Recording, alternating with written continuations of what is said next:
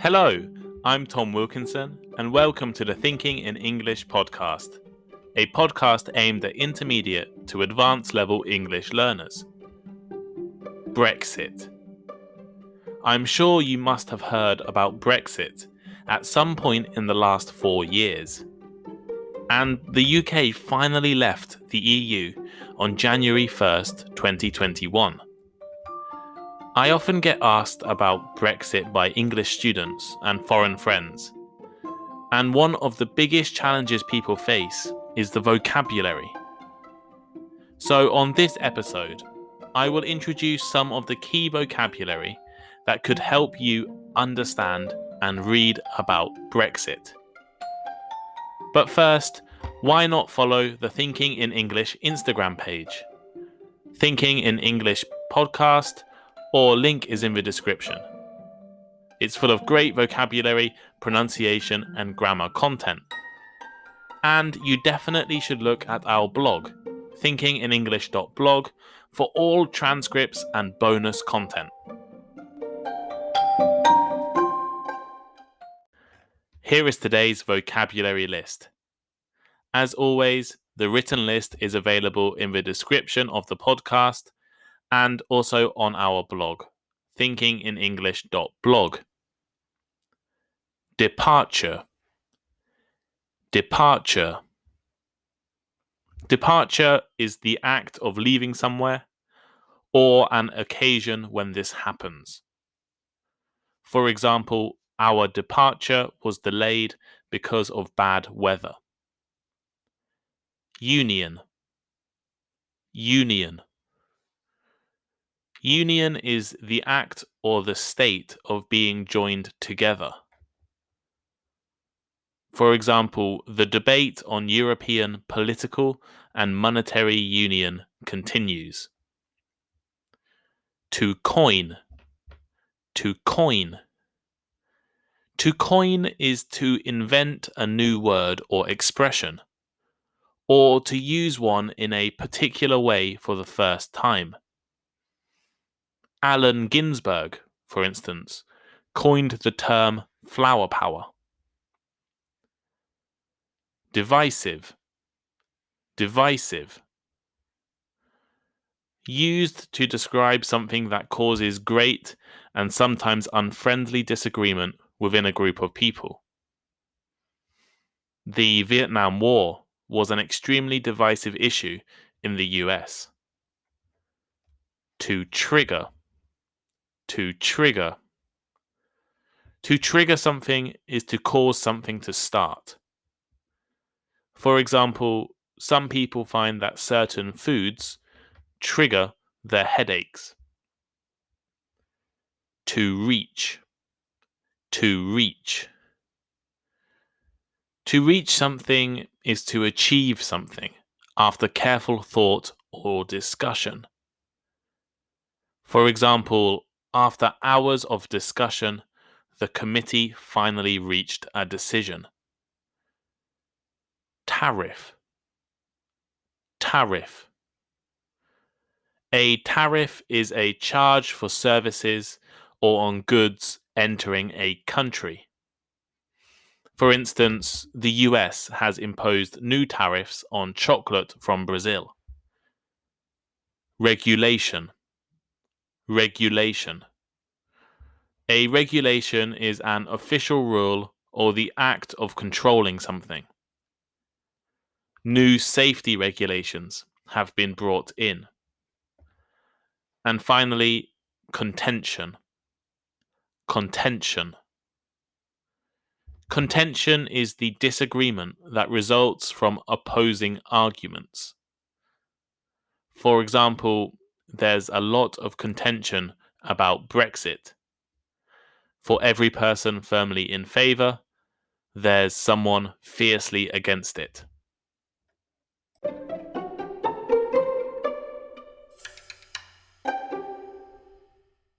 As we enter 2021, we are also entering a new period of history for the UK.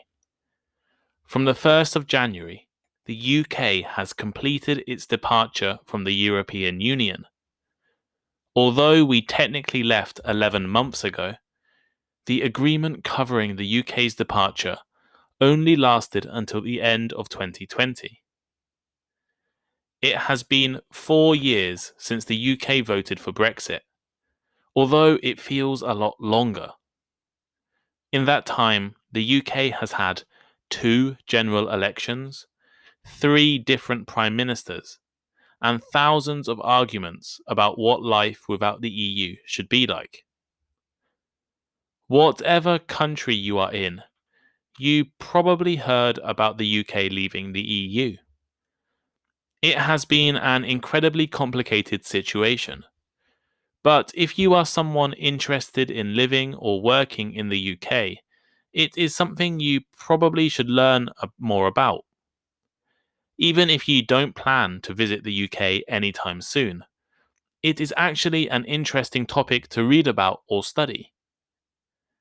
Even after 4 years, Brexit is still a topic people get very passionate about on both sides of the argument. Still now, I have friends, Facebook friends, with EU flags on their Facebook profile pictures. So it is important to be cautious and careful when you bring up this topic in conversation with British people. Therefore, I am going to give you a short Brexit dictionary full of some of the key terms and main vocabulary used when talking about Brexit. Hopefully, these terms will make understanding and reading about Brexit much easier. And maybe will even help you talking about economics and other topics. European Union. Let's start off with a few of the simplest but most important pieces of vocabulary. Without the European Union, or EU for short, there would be no Brexit. The EU is an economic and political union of 27 European countries. It operates a single market. This might sound confusing, but it basically means that people, goods, money, investments, companies, services, and much more are allowed to move freely between all member countries. I'll talk more about this later on. A Spanish company can sell its products in Ireland with no extra restrictions, or an Italian student can study in Germany without a visa. Most people know this about the EU, but there are some things that people are normally unaware of. For instance, the EU was originally set up to prevent Germany and France from going to war again, which they had done many, many times in the past. The EU was originally known as the European Coal and Steel Community, and the UK joined in 1973. In addition, not all European countries are members of the EU. Apart from the UK, of course, Switzerland, Iceland, and Norway are examples of non-EU members. Brexit. Brexit is a combination of the word Britain and exit. It is short for Britain exiting the European Union. The word is now commonly used by newspapers, TV shows, and even in other languages. The term Brexit was inspired by Grexit, which was used in 2012 to talk about the potential for Greece to leave the Eurozone. Brexit has also inspired other words. A popular example in 2020 was Megxit, which referred to Meghan Markle and Prince Harry leaving the British royal family.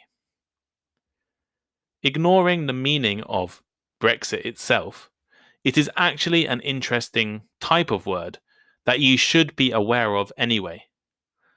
It is what's called a portmanteau.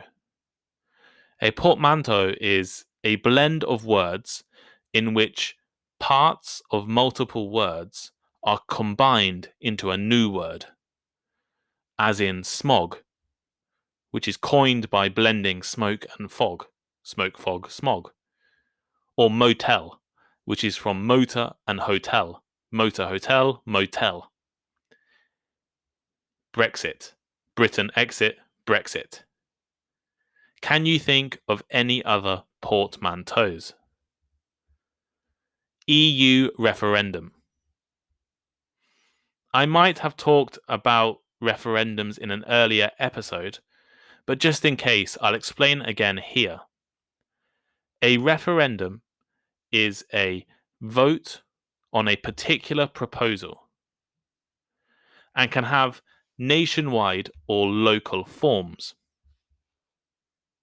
Some countries use referendums to understand their citizens' beliefs on a certain, often very important or divisive issue.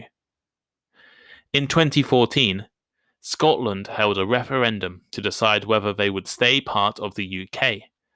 They voted to stay. The EU referendum was a national vote in the UK held on the 23rd of June 2016 to decide whether the UK should leave or remain in the European Union. The Leave campaign won by 52% to 48% of the vote.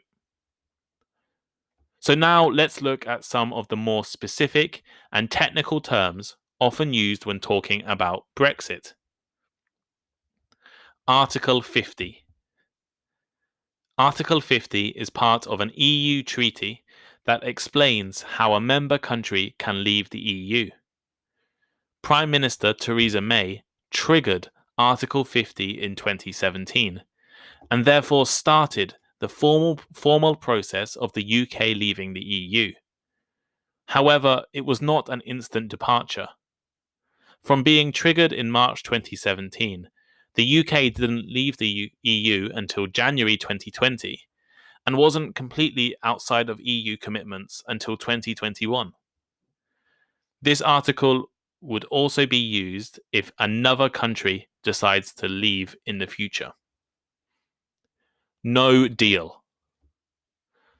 No deal is one of the most common terms in the British media over the last 4 years, especially because the meaning has changed during this time.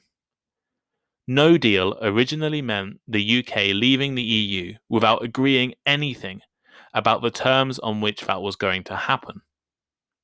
No deal referred to the possibility that the UK would leave without deciding on their relationship with the EU. The UK and EU eventually signed a withdrawal agreement which covered how much money the UK would pay the EU, details on the transition period, citizens' rights, and the arrangements to keep the border between Northern Ireland and the Republic of Ireland as open as possible. However, since a withdrawal agreement was finally reached, the meaning of no deal changed. Instead, it referred to the UK getting to the end of 2020, so only a few weeks ago, without agreeing a deal on its future trading relationship with the EU. When the UK voted to leave the EU, there was no option to vote for what kind of relationship to have afterwards. Did the UK want to have a close relationship with the EU, like Norway? Or a relationship like Canada? Or no relationship at all? At the last minute, a deal was reached and no deal was avoided. Transition period. The transition period was the time between the UK leaving the EU in January 2020 and the end of the year, on the 31st of December 2020. During that time period, everything stayed the same, so the UK and EU could negotiate their future relationship. The transition period ended last week. 4 freedoms. The EU is built on the idea of 4 freedoms. These freedoms are the free movement of goods, capital, services, and people in the EU's single market. As an EU member, you are free to travel, work, start businesses, move money, sell and buy products, and trade without restrictions, or with the same restrictions as every other EU citizen or member, within the EU. Much of the recent Brexit language has been connected to trade, so I think it's important to briefly describe some trade terms. However, check out episode 22 if you want some more detailed discussions about economics and trade. Free trade agreement. A free trade agreement is a deal between countries to reduce, or even sometimes eliminate, trade barriers or restrictions. Barriers and restrictions could include import taxes and tariffs, quotas, which are limits on the amount of things that might be imported, and differing regulations on things such as safety or hygiene or labeling. Single market. The single market is a system that enables goods, services, people, and money to move freely between all 27 EU member states, as well as Iceland, Norway, Liechtenstein, and Switzerland. Countries in the single market also have many common rules and standards. The single market goes beyond a free trade agreement because, as well as eliminating tariffs, quotas, and taxes on trade, it also includes those 4 freedoms I mentioned earlier. There are also EU-wide regulations covering numerous industries and products, such as food quality, health and safety, and working hours. It is an attempt to make a level playing field. This will be explained later, and does not happen in a normal free trade agreement. However, the single market is one of the reasons people dislike the EU. It is difficult, if not impossible, to control immigration in the single market. You have to pay towards the EU budget, and rich countries like the UK have to pay more, and you have to accept the power of the European Court of Justice, which can sometimes disagree with your own country's law. The UK is no longer in the single market. Customs Union. The EU is not just a single market, they also have what is known as a customs union. You have probably heard the term customs if you have ever traveled abroad. When you travel, you need to write a customs declaration if you are bringing expensive goods. Sometimes you might be charged extra money if you bring too much of an item, or too expensive an item. For instance, I like whiskey, but I was only allowed to bring 1 tariff-free bottle of whiskey into the UK from Japan. If I had brought 2 bottles here, I would have been charged extra. This is not a problem in the EU because they have a customs union. It is an agreement not to charge taxes or tariffs on things coming from other EU countries, and to charge the same tariffs as each other on things coming from outside the EU.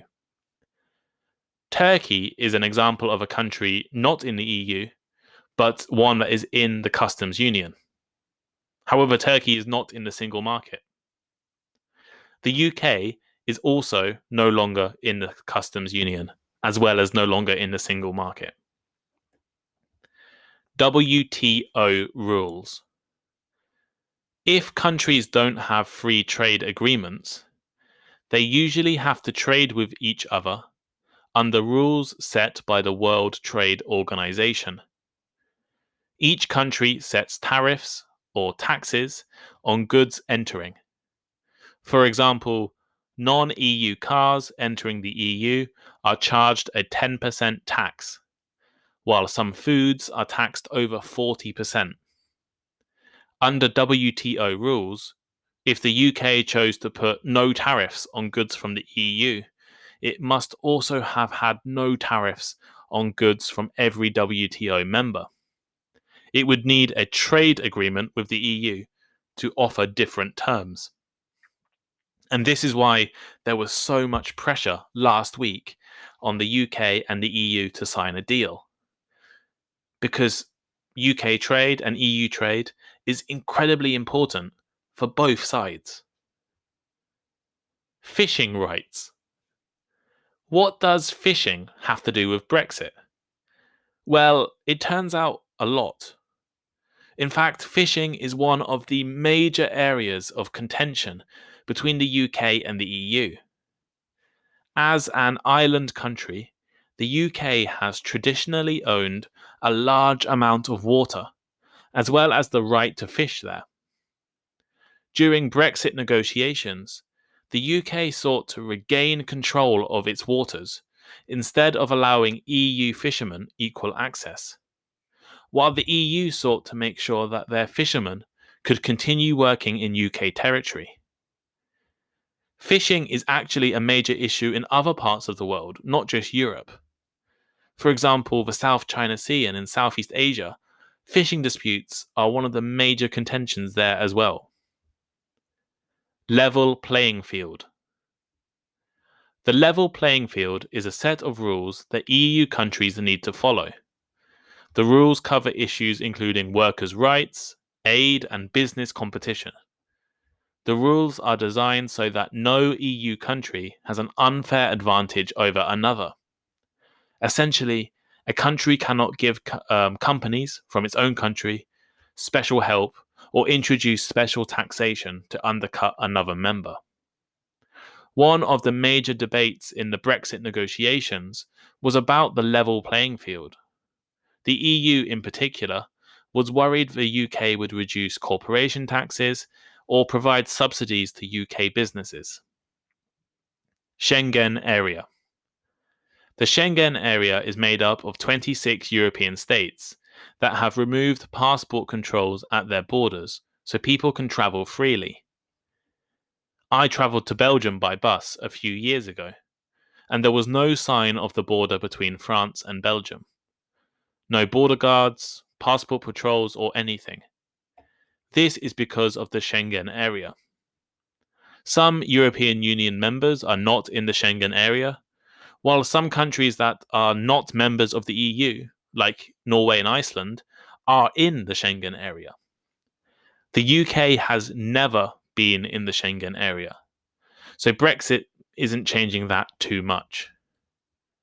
Finally, I want to introduce two slang terms used to describe supporters and opponents of Brexit. Remoaners and Brexiteers. A remoaner is a derogatory, so not a very nice, term meaning a person who complains about Britain leaving the European Union and the outcome of the Brexit referendum. It is actually another portmanteau, like the ones I mentioned earlier, made from the words remain and moan. To moan means to complain about something you don't like but can't change. On the other hand, a Brexiteer is short for those who are in favour of Brexit. If you ever go onto UK-based social media, you will find often arguments between Remoaners and Brexiteers. So here is today's final thought. This episode has had a lot of new vocabulary, and you might think it has come too late. The UK has now left the EU, right? Well, that doesn't mean it will stop being a news story. There will be reviews and assessments made over the next few years. Books will be written, and maybe even TV shows and documentaries made about Brexit. If the UK is actually successful, then maybe other EU members might also look to exit. If we see a French Frexit, Italian Italeave, or Portuguese de Portugal, this vocabulary might come in useful. So I'm not saying any of these countries will leave the EU, but I like the portmanteaus I found on the internet: Frexit, Italeave, and de Portugal. However, countries like Poland and Hungary have governments that do not seem to respect all of the freedoms EU members should respect. So there is a chance that more countries could leave in the future. At the same time, there is a chance that in our lifetimes, the UK could try to rejoin or negotiate a new relationship. Who knows? Other parts of the world might even try to start their own agreements and trade relationships. So these terms are useful in those contexts too.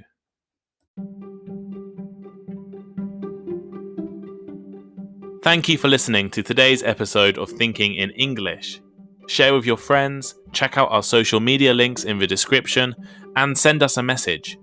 I really appreciate all of your feedback. And if you have any ideas for topics, future podcast guests, or other learning formats, please let me know. And please leave me a rating. We're now on Instagram. I'm producing daily content focusing on improving your vocabulary, so make sure you check out the Thinking in English page. Thinking in English podcast on Instagram, or the link is in the description. And Instagram is also probably the best way to contact me. All transcripts of the podcast are now available on the Thinking in English blog. Vocabulary lists, comprehension questions, and articles are all there for you to read. The link is also in the description, so please check it out. Thank you, and see you next time.